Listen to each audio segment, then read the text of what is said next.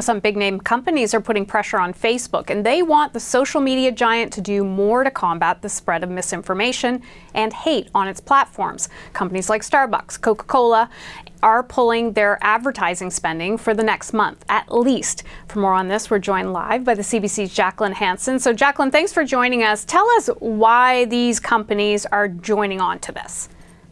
Yeah, it's becoming quite a long list too, like you mentioned there, Hannah, including Ford this afternoon, but we're also seeing Canadian brands like Arc'teryx, Mountain Equipment Co-op, Lululemon, all joining on to this or into this campaign. And what it is called, it's called the Stop Hate for Profit campaign. And it is essentially a 30-day pledge to stop buying ads from Facebook. And the point here is to call out Facebook, they say, for not doing enough to stop hate speech on the Facebook platform. And I spoke to one of the people involved in this campaign today, and he was telling me about, where the motivation for this came from. And he talked about how after George Floyd's death in the United States, they were seeing all sorts of stuff come up on Facebook, like white supremacists organizing openly on Facebook to try to disrupt the peaceful protests that happened after his death, as well as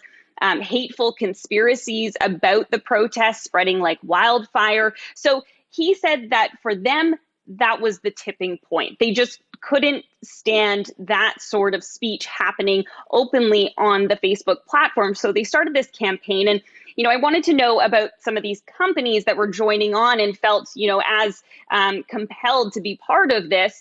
So I reached out to some of the Canadian companies, including Arc'teryx, that's the outdoor clothing wear company based in Vancouver. And I asked them as well about the impact that losing out on this channel of advertising could have on them, because this is it's a significant move, pulling away advertising from a platform such as Facebook, even if it is just for a month. And here's a bit of what he told me. Have impact. In the scale of our advertising for the balance of the year, this is not our busiest month for media buying.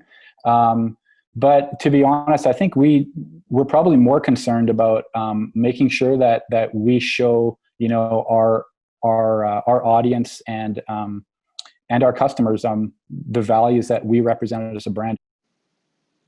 Now, Facebook says that it doesn't believe that a boycott is the way to make progress together with advertisers. But after some of these companies joined this movement, this has been going on. It actually started less than 2 weeks ago, but more and more companies have been joining on. And so on Friday, Facebook CEO Mark Zuckerberg did a town hall, and part of that was broadcast publicly. And he addressed some steps that the company is going to take, including things like labeling some posts that are breaking some of the rules of the company in terms of hate speech and that sort of thing, like Twitter does, as well as, he said, removing some content. So here's more from the CEO, Mark Zuckerberg. There's no newsworthy exemption to content that incites violence or suppresses voting. Even if a politician or government official says it, if we determine that content may lead to violence or deprive people of their right to vote, we're going to take that content down, no matter who says it. Clearly, this is going to have an impact on Facebook's revenue, right? Well, actually, it's hard to tell because at this point, these are big brands that are signing on, but it's only a few hundred brands, a few hundred advertisers, and Facebook has millions of advertisers. So it's right now, it could be, a small sliver of their revenue, still something, but I'm not entirely sure just how big the impact will be. But the other question could be, how big of an impact is this for the company's brand? In terms of public perception, this is getting a lot of attention because these brands are signing on. And, I think advertisers would know just how much power and influence, a brand's image has. So they're probably thinking about this while they're doing this.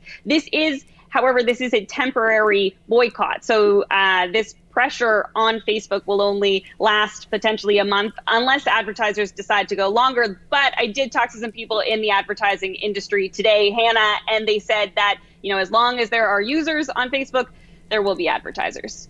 Oh, absolutely. Jacqueline, thanks for the latest. We appreciate it. You're welcome. Jacqueline Hansen reporting from Toronto tonight.